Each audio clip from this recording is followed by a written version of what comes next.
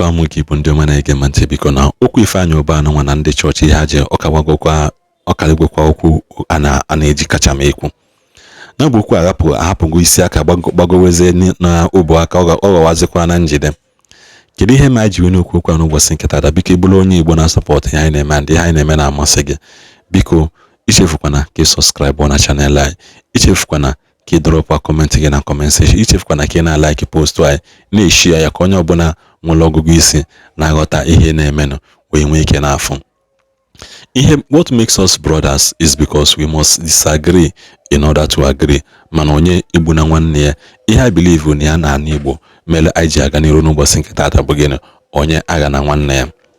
Isi na ihe mere Ifeanyi Ubah dị gị mma and na ihe ndị ọzọ na-ekwu maka ya dị gị mma biko onye amekene gị ka iwe nwee ike wee ghọta ihe ndị mmadụ na-agabiga n'ime.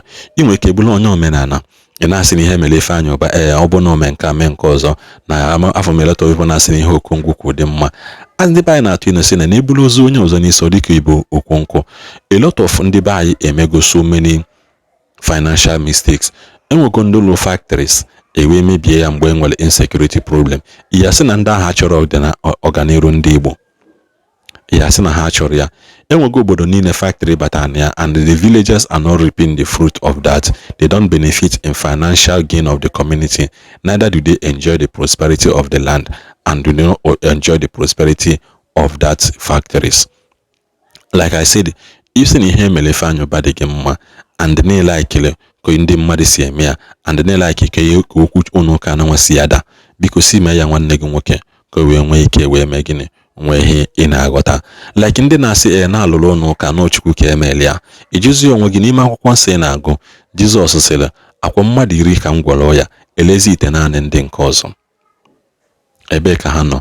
If God is not specific about thanksgiving and appreciation, why does he always say in all things give thanks and praises to God? So ihe ọbụla mmadụ mee nwere ụgwọ and ihe ọbụla mmiri a na-eme mmadụ n'ụwa nwere ụgwọ. So ịbụrụ onye Igbo si na ihe emere Ifeanyi Ubah dị gị mma biko si mekene gị ka efu ka o si atọ. I end up by saying ịma na ebulu ozu onye ọzọ n'isi ọ dịka Ebu Okonkwo. Biko nene this video ka ịghọta ihe nwanne anyị nwoke na-ekwu regarding ihe ahụ emere Ifeanyi Ubah again. Ka ọ dịkwa na mgbe ọzọ ndị be anyị. Ọnụ mama na-eti isi okwu niile ọnụ gbara ihe eji abụ oge ọbụla ọ dịka na-apụtaka ya na nke a na-atụ ike ya ọnụ ntị pụkwa ntụ isi ebu ọkwa na na-arịpụta a na-apịgbu ọ nwere ndị ofu agafu bụ akata ogeri. Onye kwuru okwu a bụ agafu ama m onye ọ bụ mana onye kwuru okwu a bụ agafu akata ogeri ka ọ bụ nwere uche. O mere ofu onye pụtara ni banyere nwoke a pụtara sị akacha m wee sị na nwoke a bụ onye ngọ mmụọ na nwoke a bụ onye ngọ mmụọ na ọdọba arụsị na be na ọ na-achọ ndị ọ na-edisiv ka ha na ha fewe arụsị. St. Peter na St. Paul niile ekpu debesị ya n'ụlọ ụka ọ bụrụ arụsị. Ebe ahụ na-eje efe blọkụ nwoke a mere nkwugheri ama ama onye ọbụla ya sị I don't want to insult anybody mana that man na-ekwugheri si a foolish woman. Onye a na-ekwu okwu ahụ bụ anụ ọhịa dị ya. That man ahụ na-ekwu ya amụna voice nụ na mapa onye ọbụ biko mana onye ahụ ị na-ekwugheri ị bụrụ na ị mara ihe ị na-ekwu ibi na akwa anyị sị na akwa ndị St. gịnị nwa ihe a bụ akwa ndị St. John ọ bụrụ dị ihe anyị na-akọ ka na mana ọ bụrụ dị ndị nwe akwa bụ isiokwu mana gị ngakwa ntị nwoke a bịara wee sị na ya kacha amụsị na ya ka nwụrụ mo security ya ka ya leak. So you need to shut up your mouth and keep quiet before ihe niile adị mmanụ na-ekwu we know. Ifra kacha amụ na Nnewi ihe niile a kacha amụ na Nnewi na-ekwu we know and keep quiet. Nwoke ahụ na-esi anya na ya ntị na-ekwugheri na-achụrụ ya na St. John chụọ ya na St. nke a mere na o ji ekporo akpa akpọ ya ọkụ ọga ọ bụ na achụrụ ya achụ na night achụ that man na night o nwere ihe ga-emere n'ụwa na oyi ya akpa night ya abata n'ime that cathedral can be possible.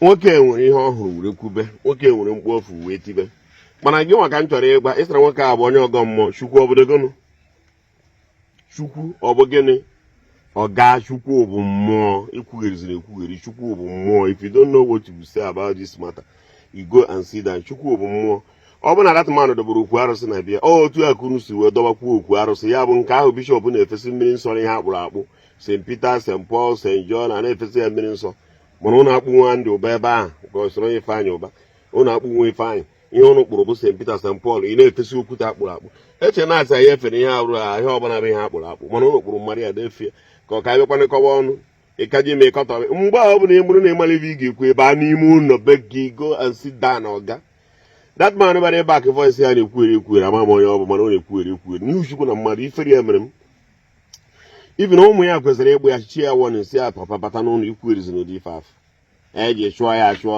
ọ na-achọ ndị ọya dụrụ mkpụrụ obi nye mana blọk wọk ahụ ekpụrụ debe ebe ya ga-atata mkpụrụ obi abi nwoke a kwuru okwu a na-ekwueri ekwueri gwa na nwoke a kwuru okwu a si na nwoke a onye na-eti ya na Amerịka jeri gwadata o mere voice ahụ nọ na background a jeri gwadata mmadụ na ohe ekwueri ekwueri onye ọ fụrụ ya bụrụ jee na-ekwu ya na o mere eluigwe na-ada ọda sịgwa mmadụ eziokwu na o nwere ihe ga-eme na ihe ga-eme na ịbụ kwata mmadụ anwụọ gwa na nwoke a na ọ na-eme ekwueri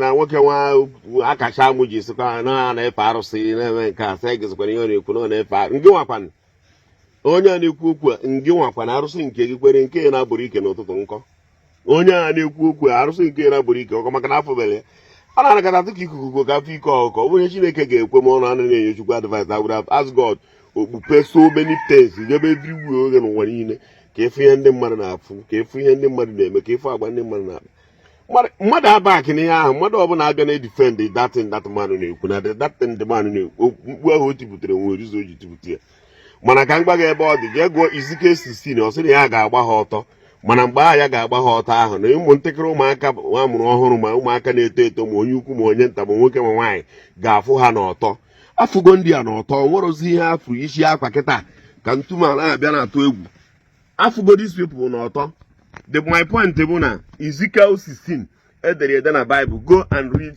Ezekiel 16 gụkọchaa ya gụkọchazie ya ka ị wee ghọta ya gbado from 16:1 ya gụrụ ya je ebe o jedebe nye onwe gị homework ọ sị na oge a ruo na ya ga-agba ha ọtọ n'ihi na ha emebiwuo ndị nke Chukwu n'ihi na ha anawo ndị nke ya n'iyi ọ sị na o nwerozi ihe a ga-eji ha wee mekwa ọzọ n'ihi na ha anọghịgo na nsọ ha dịziga ndị nọ na period ọ sị na ọhịa wetara ifa wee bịa klin be ha mgbe ọ nwụrụ ndị ha bụ ya were bịa fichabe ya wee pikite ha n'ụzọ klin bịa wee hichacha ya mmehie juru ya arụ oru ka ọ bịara dị ọcha o were bịa dị ọcha ya wee n'anya wee fụ na nwa na ọgbụgba n'ara Chukwu wee sị ya wee kwe ya nkwa ọlụlụ ọ Chukwu na-alụ ụka God the marriage church onye ụka bụ nwunye Chukwu ọ sị ya were kwe ya nkwa ọlụlụ ya were kwe ya nkwa na ya ga-alụbazi ya mgbe a ka anya ndị mmadụ wee pụọ na ọsị na mgba na ọkpụkpa gara ọ sị ya were gote ọla edo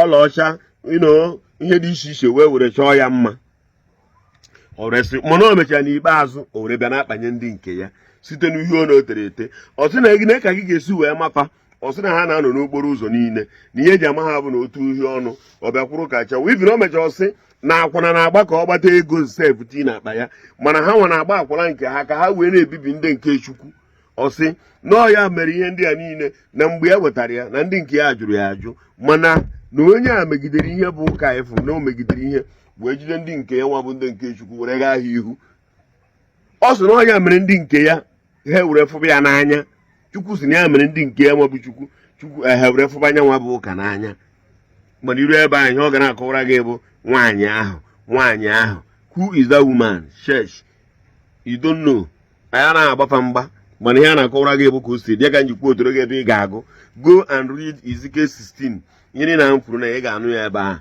efu mgbe Chineke pikitere ya efu mgbe Chineke bịara fichasịba ya efu ka o si wee megide ya wee fichacha ya mmehie juru ya arụ were ebe klin sie ya wee bezie tụba ya zụbia oto oruzie ka o toro anya ndị mmadụ adị ya adị mgbe anya ndị mmadụ dere ya mgbe ahụ ọ gbụọ n'ara ọ sị ya were kwe ya nkwa ọlụlụ were gobere ya good ornament and old dress ya ji wee chekwaba ya wee chọọ ya mma wee gwa ya ndị mee ndị nke ya ka ndị nke ya wee fụkwa ya n'anya o were sị na ka esi ama ha bụ na ha na-anọchisi ụzọ na ebe ha na-agba akwụla ọ ya batara butere okporo ụzọ niile ị ga-afụ ndị ụka kwuo n'ogologo ha daa nọ n'ebe abụrụ saịtị ndị ụka na-anọ n'ebe n'ebe abụ ha daa n'ebe abụ saịtị ha niile na-anọ n'ogologo na St. Peter Anglican na St. Peter Catholic na St. Peter Augustine na n'ogologo ihe m ga-agụrụ go and read Ezekiel 16:1-6 ihe gotere bịa gwa m unu atazi na afụfụ. That man ekwugheriza that one ekwugheri. Chukwu bụ mmụọ.